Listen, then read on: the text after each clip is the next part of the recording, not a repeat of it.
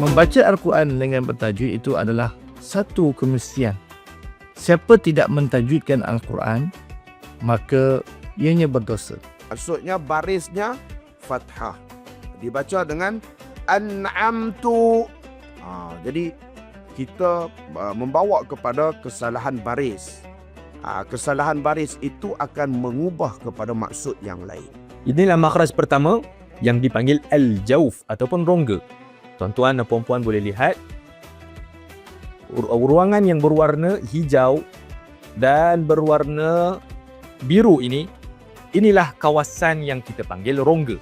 Perhatikan huruf ya yang dipanjangkan itu sebanyak 2 harakat itu, huruf ini dikeluarkan tanpa menyentuh mana-mana kawasan dalam mulut. Jadi huruf dad bukan dengan cara menekan hujung lidah seperti mana yang dibuat oleh kebanyakan orang.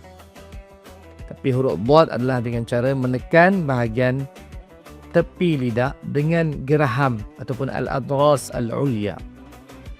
Mungkin ada yang mencari, Ustaz, huruf zai mana? Ada tak huruf zai dalam fahastahu syakhsun sakat? Tak ada. Maknanya dia huruf jahar.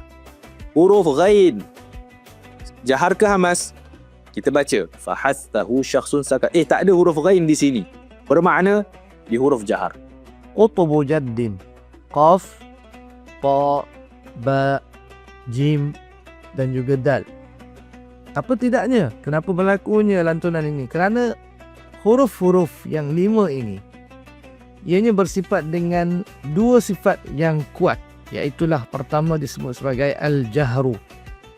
Kita susun modul ini untuk memudahkan supaya kita memahami akan ciri-ciri huruf tajwid yang sebenarnya. Sebab kita nak baca makhraj huruf dengan tepat, sifat huruf dengan betul, supaya apa? Supaya bacaan Al-Quran kita itu menjadi lebih tepat dan jelas dan fasih, selaras dengan kaedah tajwid yang betul, supaya bacaan itu menjadi bacaan yang terbaik ketika kita membaca Al-Quran.